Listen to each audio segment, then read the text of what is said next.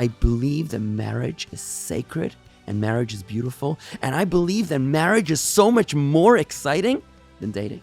There's nothing unconditional about dating. It is entirely judgmental. It's a highly critical process, very self-centered, to be perfectly honest. It's all about me. The big buzzword today is romance, but I'm not sure if we quite know exactly what that means. You're listening to the Jewish Marriage Podcast, a project of Chabad. Rabbi Vigler, thank you so much for making the time. I know you're passing through time, you're on a tight schedule, so we really appreciate you. We know you have a lot to share that's going to be very valuable to our audience, and we really appreciate you making the time to come sit down. There's nothing more important than marriages and functional marriages. It's one thing getting married. It's another thing staying married. And if I'm able to assist in any which way, it's my honor and privilege. Thank you so much. Can you start by just giving myself and the audience a bit of an idea of who you are, what you do, how you landed here? So my name is Dovid Vigler, and I am an African-American rabbi from South Africa, yes. And I met my wife 20 years ago in a very interesting encounter in Belgium. I was actually trying to get a visa to get into the United States. I was coming from Melbourne, Australia, and they gave me an 8-week delay to get a visa. Long story short, I ended up in Brussels, where I realized that divine providence actually led me not away from where I was trying to get to the United States to date someone. And in fact, the visa problem is what led me to my shidduch instead of away from my marriage partner. I went over there supposedly to teach for 8 weeks while I was waiting for my visa. And there, on the first Friday night that I was there, I spent all night long speaking to the woman who turned out to be my wife in the most amazing manner. Well, she became your wife. She ultimately became my wife. Actually, she already was my wife. I just didn't know it. Fair. I just didn't know it yet because we'll talk about that soon. But I'm just going to answer your question. So we got married. We moved to New York, and I lived here for a few months, just feeling unfulfilled. I wasn't ready to. I needed to go out and make a difference. My wife and I both shared dual passions. We love people, and we love our faith. So we love hanging out with people. But when it comes to our faith, we feel that there's so much disenchantment. So many of our fellow Jews are disenfranchised. They're not only uninspired, they're actually disinspired. I'm not sure if that's a word, but it is now. It is now. And we decided to take on a community where we would be able to influence not only the local community, but our goal was always global. Which is why we're based in Palm Beach Gardens, Florida, which is the most beautiful place in the world. And we're so grateful to have our Chabad house centered there for the past 19 years. We're in our 19th year right now. But we use it as a base for global impact, for global inspiration and global education, helping uplift the hearts and souls of our fellow Jews in every which way that we can. I'm most proud, however, more than our global impact, or even our local impact, I'm most proud of the beautiful family that I've managed to build together with my wife and our 11 children. It is the most beautiful, gratifying achievement. And if I can share any of that beauty, splendor, and appreciation with anyone that's able to join us, it is my honor and privilege. Wow. Quite the story. I would say it was quite the story right from the beginning. It opened up with a bang, and it sounds like it's very much still in progress. So, wow, beautiful. I feel like I'm dating my wife still. That even though she's married to me 20 years, and even though we're married to each other 20 years, and even though we share 11 children, we never want our marriage to become stale. We want it to be exciting. I believe that with all the responsibility associated with parenting, I believe that the most precious gift that a father can give his children is to love their mother. And that spending time with your wife, with your spouse, is the greatest gift that you can give to your children. Okay, so now, putting together, I would say there are three different components of what you just said that I would love to invite you to sort of zoom in on and clarify the synthesis between them. You started out talking about the fact that you're still dating your wife, and that you both, it's important to both of you that it never just becomes stale and rote, which there already seems to, what you're saying is that the fact that you're still dating your wife is not something that just happened by itself. It's something that you are both invested in intentionally, by the sound of things. Absolutely. And then you talk about the importance of the biggest gift, or the most valuable thing, let's say, a father can give the children, is to love their mother, aka his wife, and to spend time with her.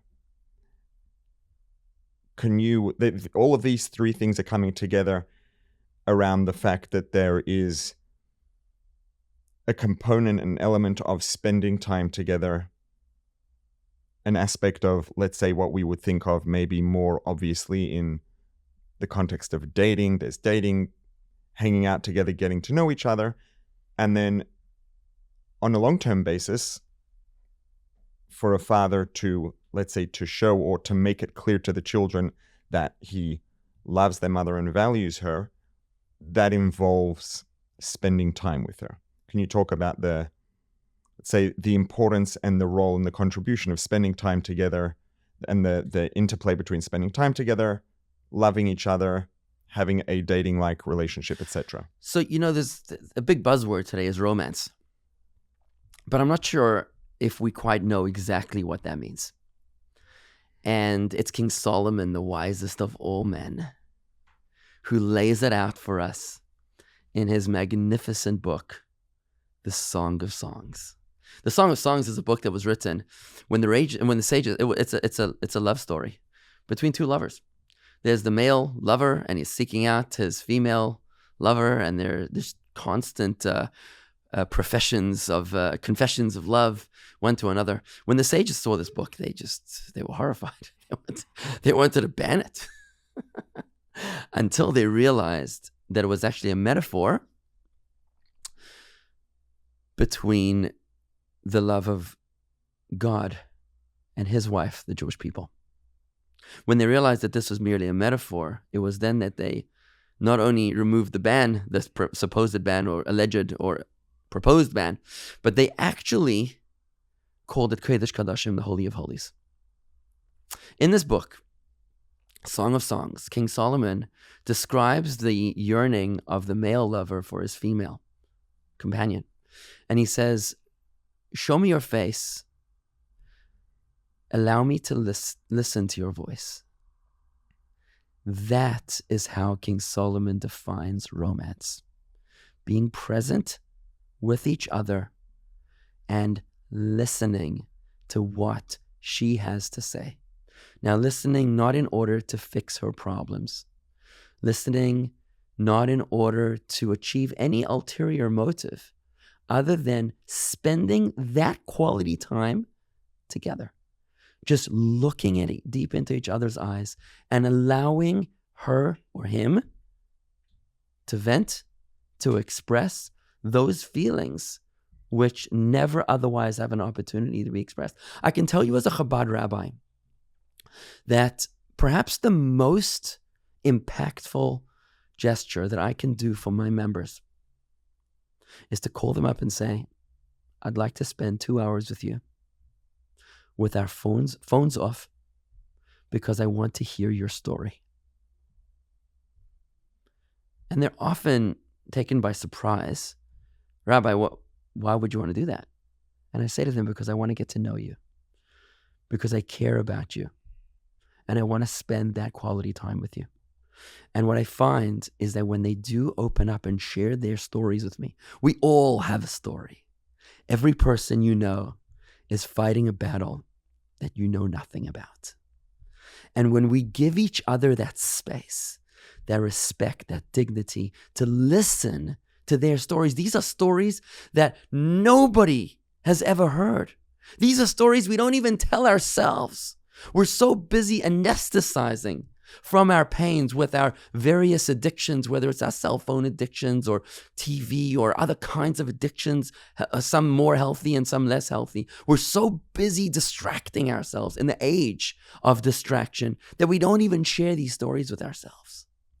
And when your rabbi, your shliach, asks you for your story, it is such a bonding experience, it's difficult to describe. When you're able to do that with your spouse, not only to get to know them when you're dating for marriage, but even more so after marriage when you're dating for eternity, when you're dating for forever, because the human soul is so much more than meets the eye. The human soul is so much deeper than we could even possibly describe. We are so much more than even we ourselves are able to define. And when we spend time with our other half, when we just are alone without distraction and are able to be empathetic with deep and authentic listening, to be present for each other, to make space and to hold space for each other, that is my understanding of how King Solomon defines romance. Wow, okay, that was beautiful. Now, I'm going to sort of reverse engineer, go in the reverse direction of something you just said. You're talking about how it's important that for the duration of a relationship, let's say throughout marriage, to still have that thing that people generally do or emphasize or focus on more intentionally while they're dating, which is being present. For the person who is, let's say, at the moment in the dating phase of their journey, they're trying to find their soulmate, they're trying to find the one. Can you speak to the importance or the role of being present and, dating while dating, as opposed to dating during marriage, all those things you talked about, being present, for the person who's busy and probably has a lot on their mind, and for a person who's trying to find their soulmate, they're meeting this person and then their head's got a bunch of things going on, thinking about things and probably asking questions and overthinking things. But at the same time, what you're describing as dating correctly is about being present. Can you speak to, number one, the importance and the role of being present while dating, and number two, maybe how to practically work on doing that effectively, just in the face of all the things that make it challenging, especially today? There's a great story about a couple that describes their marriage, and the man is talking. He says, in the first year of our dating, when we got to know each other, I did all the talking, she did all the listening. And then in the first year of marriage, she did all the talking and I did all the listening. And now, after the first year of marriage, we both do all the talking and it's the neighbors that do all the listening. Now, I personally hate those kind of self-deprecating jokes because I believe that marriage is sacred and marriage is beautiful. And I believe that marriage is so much more exciting than dating. Because when you're dating for marriage, let's face it, there's an ulterior motive. You're dating for business. In our circles, we don't date. Outcome oriented. They're outcome oriented, exactly. Now, let's make a distinction here. In the secular culture of America, people date for recreational purposes. In the more observant Jewish world, we date for business. We date for marriage, right? And we figure out, is he the one? Is she the one? Does this look promising or not? And we sort of whittle down as we proceed. So I'm not talking about dating for recreational purposes. That's got its own podcast, I'm sure, which is its own big topic. But when assuming that you're talking about our more observant Jewish communities where we're dating for marriage purposes, when you're doing that kind of dating and you're trying to figure out if this is the one, then you're being very judgmental. Let's be honest, you're being extremely judgmental and critical, because if she's going to say something that runs contrary to my values, or if he's going to deal with the waiter or do something in a way that's inappropriate, then I'm cutting him off. There's nothing unconditional about dating for marriage. It is entirely judgmental. It's a highly critical process, very self-centered, to be perfectly honest. It's all about me, and I'm trying to figure out if you are a good fit for me. But when you're married, now you can really start dating. Because when you're married, this is about unconditional love and acceptance and embrace of all of you. It's like under the chuppah. I always tell my brides and grooms when they come under the chuppah, I say, look, We're under the chuppah, under the wedding canopy. The bride, she took about 6 hours, maybe 2 days to get dressed. But you know how long it took the groom to get dressed? 15 minutes flat, right? Yet whose face? So long? Maybe including the shower, right? So why is it that we're covering the face of the bride? If you want to cover somebody's face, then cover the face of the groom. She's so beautiful, he's kind of okay. The idea behind that is that marriage is no longer about external beauty perceptions. Marriage is not about how good you look on the outside or how good you might make me feel on a superficial level. Marriage is about covering your external beauty so that I have no choice but to get to know you on a far more deeper, on a far more permanent, far more unconditional level. That's what we're doing under the wedding canopy, under the chuppah, is that we're making a bond that overrides rhyme and reason, even when it doesn't make sense, even when things don't look so pretty anymore, even when you might wake up at 4 o'clock in the morning with bad hair, we're still committed to each other. And that's the kind of dating that happens after you're married, because now you're just getting to know each other without judgment, without saying, this person's no longer for me. Now you're saying, I'm going to love you with all the good, the bad, and the ugly. Warts and all, I'm going to embrace you. What's a human embrace? Human embrace, a kiss is on the front. Kiss is on the cheeks or something, right? But when you embrace someone, you're hugging them from behind. You're saying, all of you is what I'm taking in. I'm embracing, I'm connecting, I'm accepting you in your totality. There is no exclusions to this kind of embrace. I would say that dating before marriage is like a kiss. It's like, we're connecting with the parts of you that I can see, the parts of you that appeal to me. But dating after marriage is more like a hug, is more like an embrace where I'm accepting you with unconditional love. So, but I want to just to your second point over there. One of our supporters, our members, he tells me, Rabbi, I don't understand. He's a very successful businessman, huge philanthropist. He tells me, I don't understand why people feel that women need to have a career. I mean, it's a little off topic, but I'm going to pull it right back in. Why do they feel that women are somehow, treated less respectfully because they don't have a career and then maybe they're home with the kids, let's say. It's a very secular businessman. He's on a journey to Torah and mitzvahs. He says, on their deathbed, I've never heard a human being say that I wish I spent more time in the office. What they do say is that they're most proud of their children and their loved ones. So here you have a man who's working all day in the office and a woman who's spending time with the kids.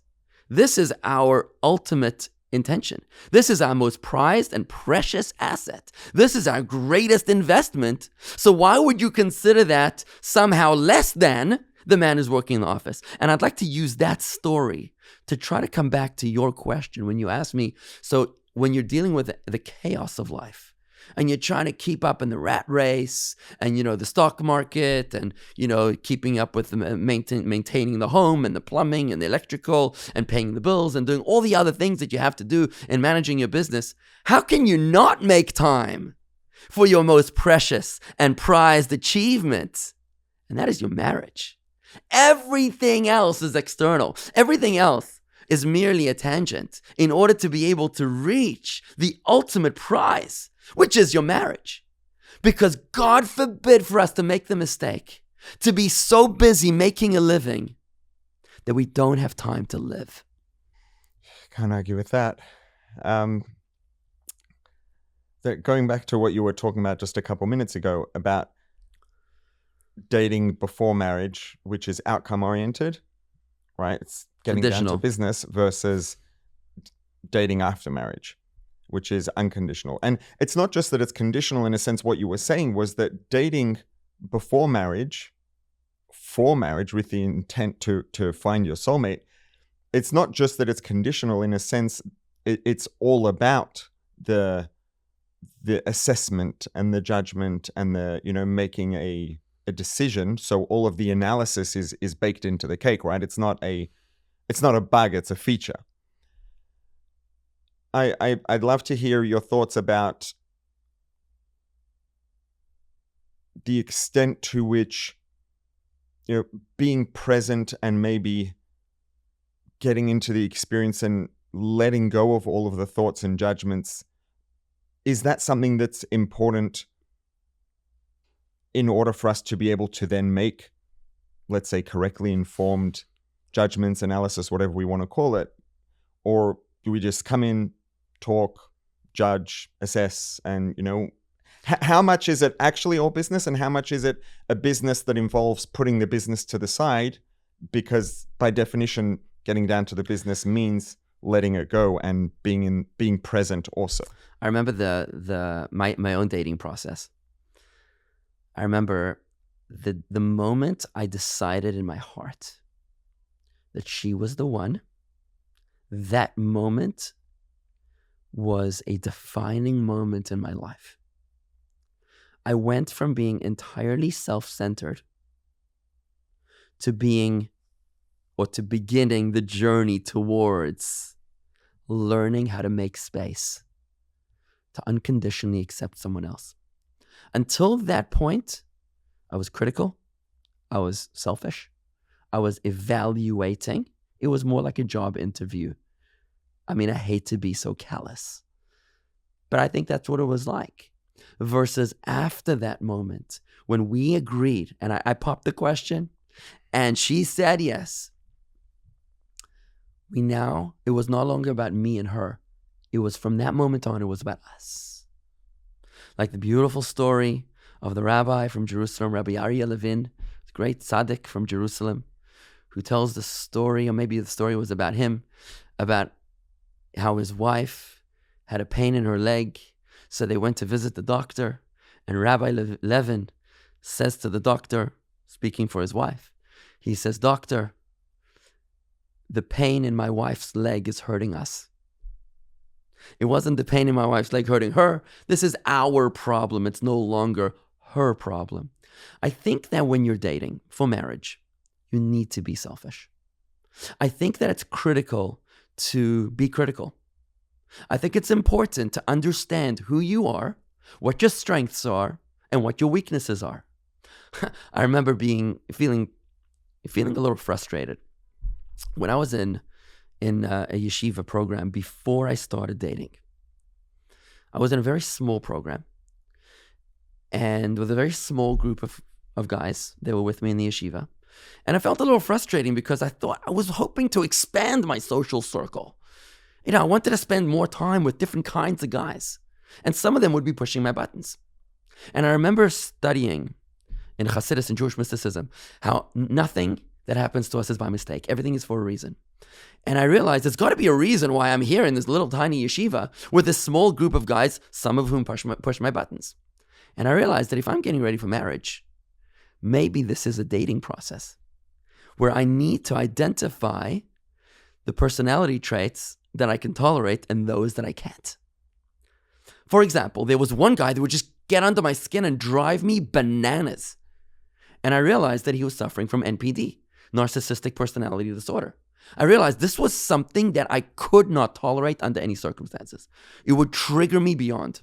There was another person with whatever. I mean, this is not a psychological session here, but there were various character traits that I was able to identify, that certain things that didn't bother me at all and others that did. So by the time I went out on my first date with the first woman that I dated, who ended up being my wife, I already knew, I had a whole shopping list of personality traits that I knew I couldn't handle and those that I was looking for. I think it's beautiful that when we look in the Torah, in the first date of the Torah, in the first dating process of the Torah, it's between Abraham's looking for a wife for his son Isaac, the first Jew born as a Jew. So he sends his trusted executive assistant, Eliezer, to go out and find him a wife. Now, what does this trusted confidant of Abraham do when he's looking for a wife? It's quite amazing to watch this dating process. He goes out there and he's looking for one single trait, and he is judgmental. He puts out a test. He says, I'm looking... And the bar is really high. The bar is very, very high. He says, I'm looking for kindness on steroids. That's what he's looking for. Kindness on steroids. I'm going to ask a girl for a drink of water. And if she offers me, not only me water, but for all of my men and all of my camels, then I'll know she's the one.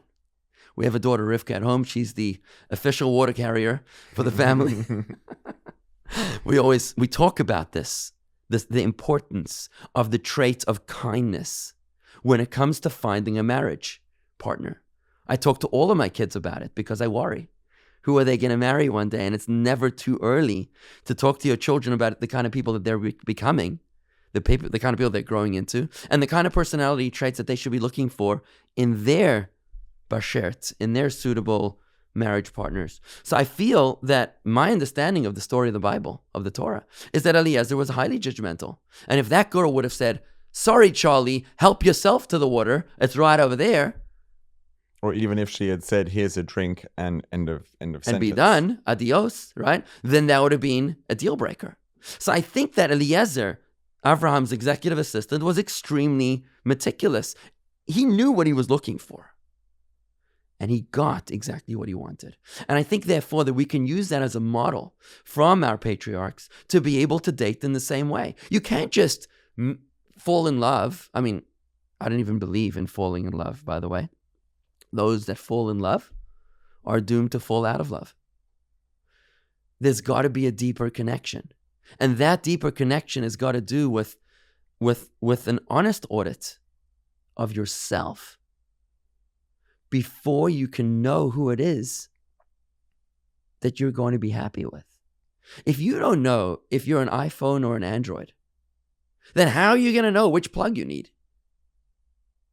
If you don't know if you're a Tesla or a Toyota or a Mercedes, then how are you going to know how to replenish your empty tank? You need to know who you are before you're able to find your soulmate. Well, you're saying so much. I like trying to keep track in my head of all the things that I want to respond to and follow up on. So one thing I want to just point out and see if you have anything you want to add, and then I'm going to go back to something from a little bit earlier. You're talking about the fact that Eliezer had this clarity and he knew exactly what was important and where the bar was set, and the fact that that was not negotiable.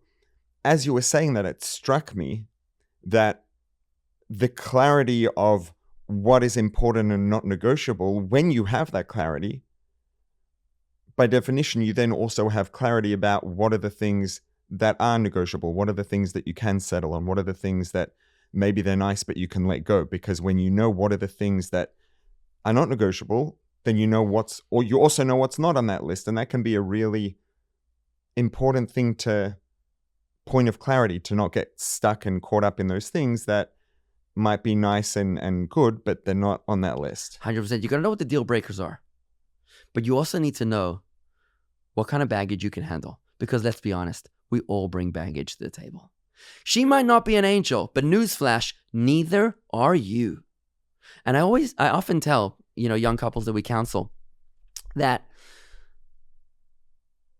we as Americans, we love to leave our options open. We love to,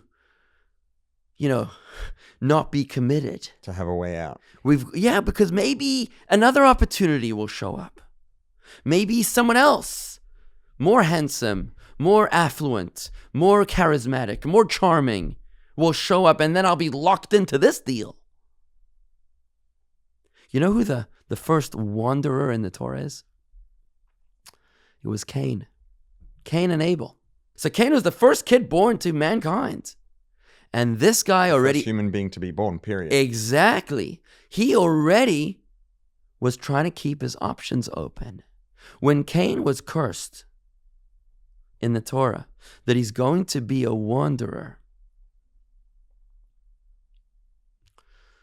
I don't interpret that to be a curse at all, as much as there was a choice that he had already made. It was a fulfillment of the thing that he sought. It was the fulfillment of the thing that he had sought, exactly. Because by the fact that Cain couldn't tolerate the success of his brother, of Abel, the fact that he needed to terminate his life meant that he wasn't at peace with himself. So when we're dating, we often wonder if there's someone better out there.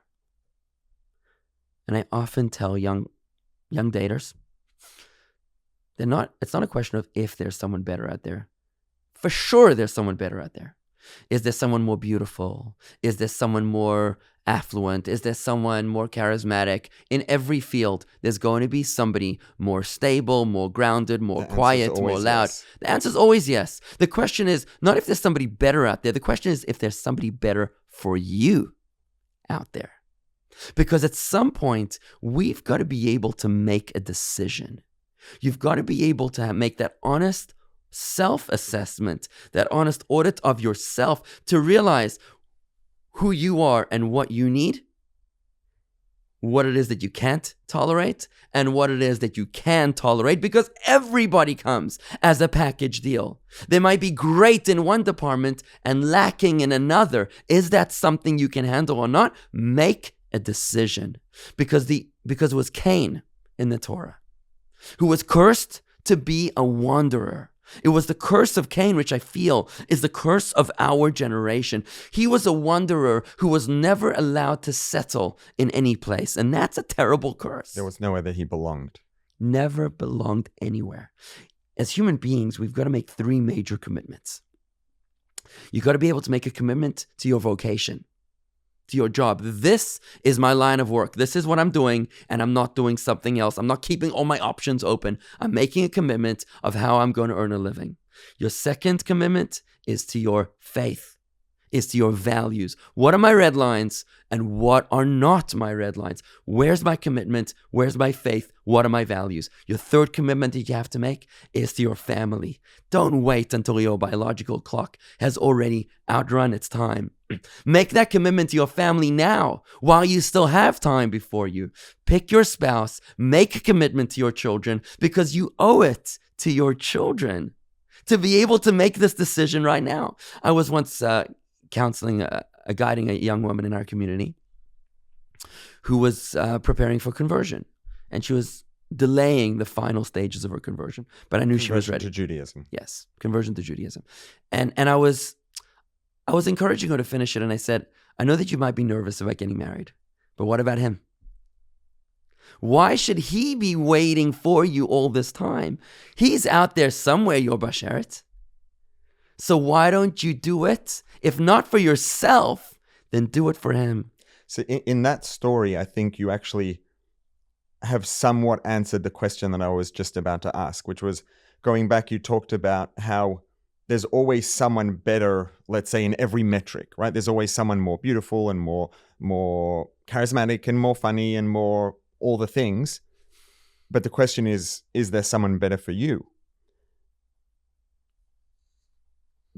The question, though, that to me that follows up naturally is, but maybe there also is someone better for you. Maybe there's someone who, in terms of all of the characteristics that are important, maybe there's someone who's, just one notch higher on all of those metrics. And it's just, if you date for long enough, you might find them, right? So the missing piece here to me, or the key is that we need is how, is there something else that's going to come into the picture and guide us and direct us towards when it's time to say, this is the right person for me, despite the fact that there inevitably is someone out there who's more of each of the things, and possibly or likely someone out there who's more, a notch higher in the positive direction on a lot or all of the things, maybe, right?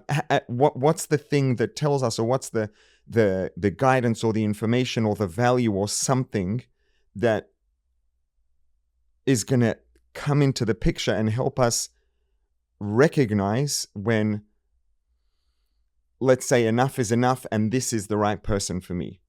Even if there is someone who has more of all of the positive characteristics out there somewhere, it still doesn't necessarily mean they're the right person for me, right? Maybe the person in front of me, the person I'm sitting with right now, is the right person for me.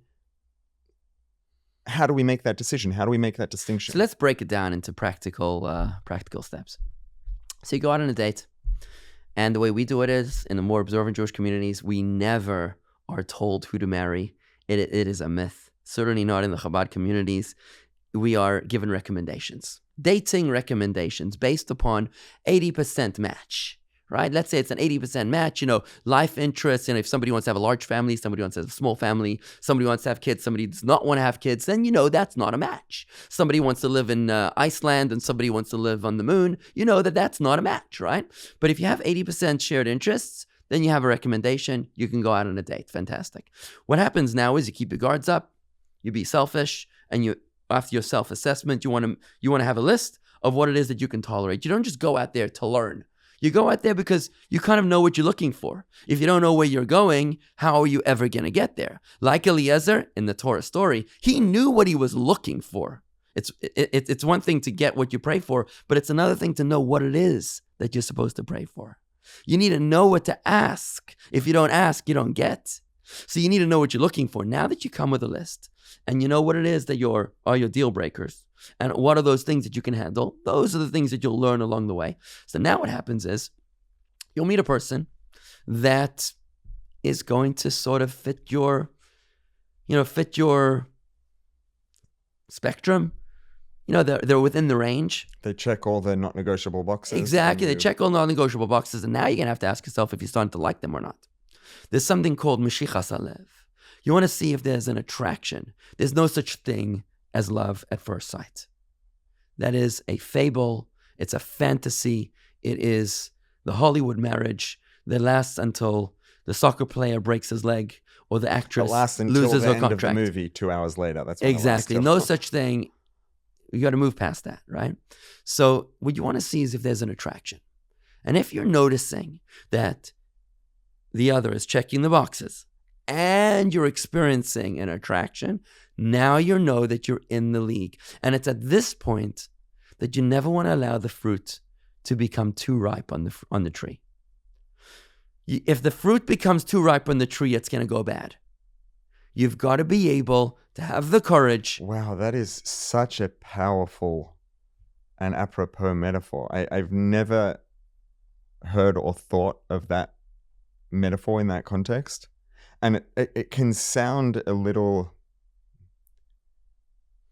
over the top or a little, I don't know, not quite right, but it's spot on and it's so it's organic. Important. And man, the Torah tells us, man is the tree of the field, right? Man is the tree of the field. I think it's a great metaphor. And to give another metaphor is you got to pull that trigger. If you don't pull the trigger, they tell you, in today's crazy world, if you want to carry a gun, great. But you don't carry a gun unless you're willing to pull that trigger. Because if you're not willing to pull the trigger when you need to, it's going to become your worst nightmare. So if you're going to play in the big leagues, you got to play in the big leagues. If you're going to go dating, you've got to have the courage to be able to take the leap, to pull that trigger. So would it be correct to say then that, in a sense, what you're saying is that if all the things show up, let's say in the correct configuration, which is that the things that are your primary values that are not negotiable, they're present, let's say sufficiently, that they're enough, and you find this person interesting and you're looking forward to seeing them again and you enjoy their company, then that tells you that even if there is someone else out there who might even be hypothetically better for you, the fact that this person showed up, there's a message in that in the divine providence. If they showed up and things come together sufficiently, then that's the indication that it's the right person for you. Is that ultimately what you're saying? Absolutely. And what happens if you're not sure? Take a break. Take a little break, a week or two, take a pause. And you'll find out if you like them. And you'll see either you miss them or you don't.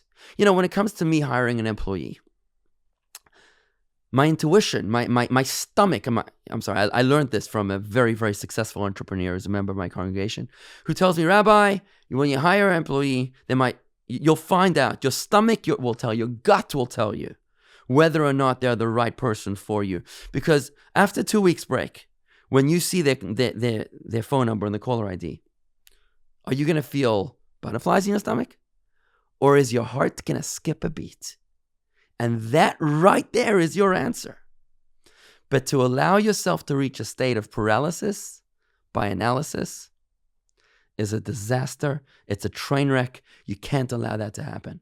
You got to keep on moving and you got to be honest with yourself and honest with the other person. Okay, that actually brings back full circle to something that I had noticed and wanted to ask you about much earlier on, which was I noticed that when you were talking about the story of you and your wife, you said that you were talking about the difference between, conditional and unconditional connection, etc. I noticed the words that you used where you said, from the moment I decided in my heart.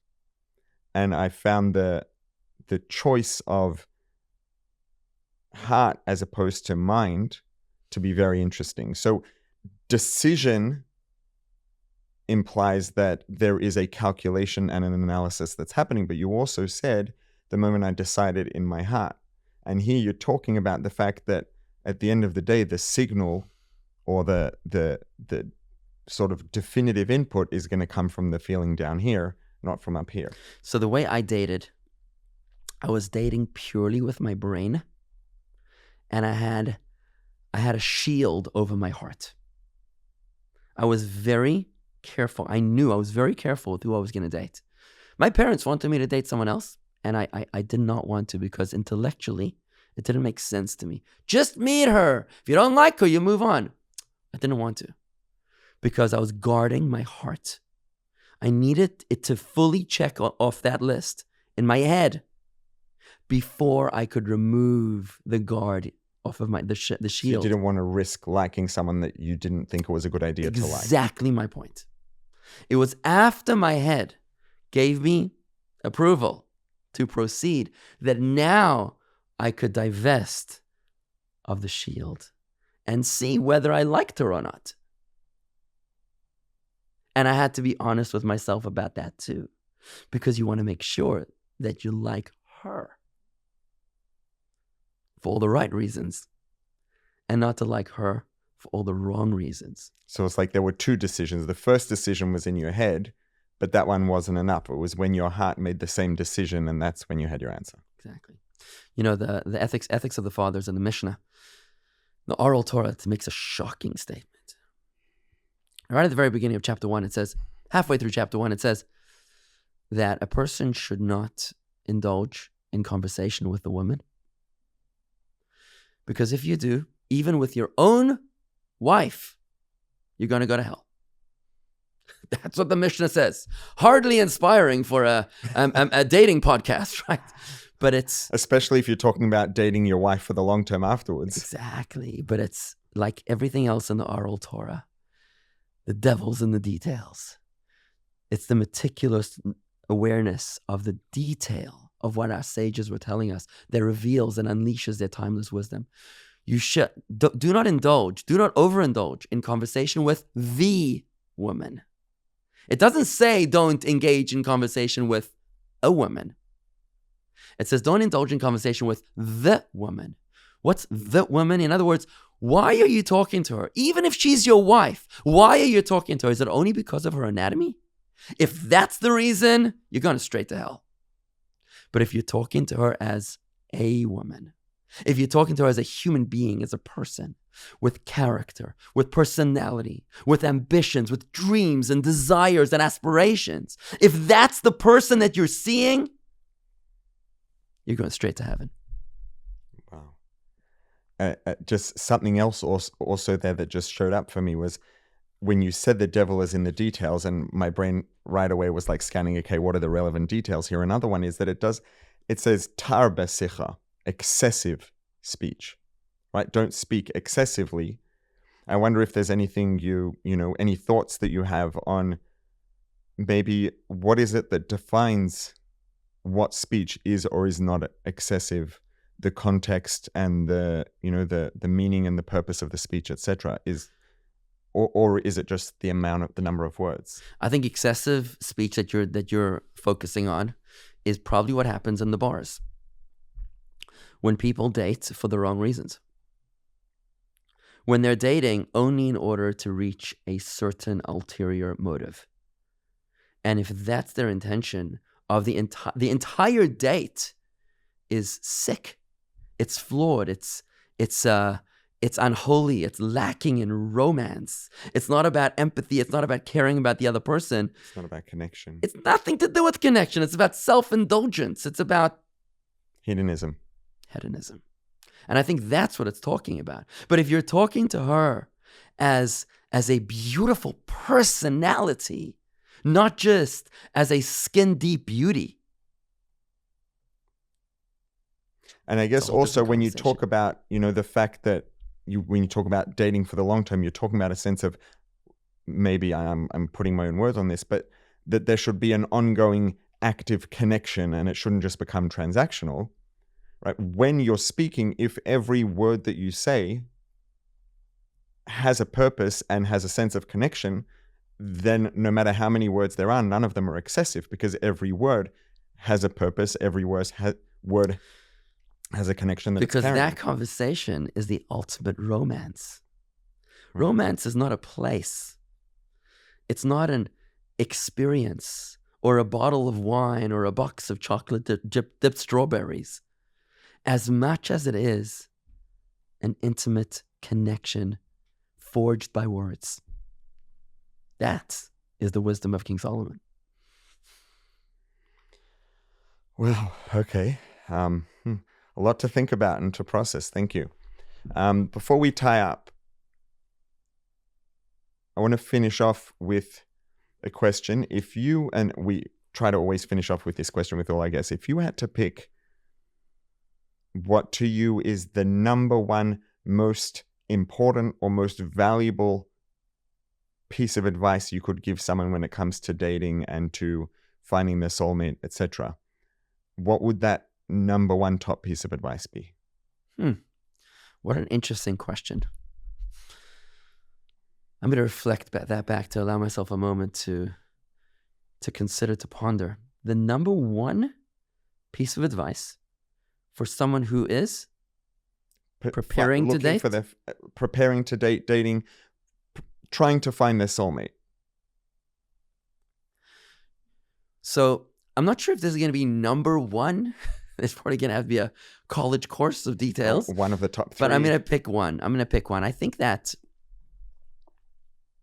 what needs to happen here is that you have to experience a paradigm shift.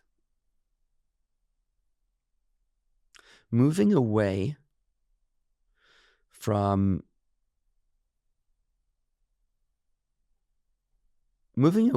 self-indulgence into a state of purpose.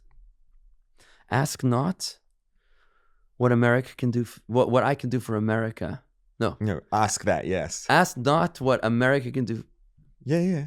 Ask not what America can do for me. Ask what you can do for America. More or less, but that's the idea. Right? Ask not what you can get, but what you can give. Ask not what you can get, but what you can give. I think that many people go into marriage or go into dating thinking that this is all ultimately about themselves. And that's why they're trying to seize the best catch of the day. When in reality, if you're able to be honest and humble with yourself, to realize that I'm not looking for a union with someone else, I'm looking for a reunion with my other half. If you're humble enough to recognize that my soul already has a soulmate out there, that the other half of me is out there and divine providence will send that soulmate my way. And therefore, that soulmate is going to be some form of a mirror image of my own. That just like I carry demons and laundryeth in my closet, that person also will share such challenges, maybe of another kind.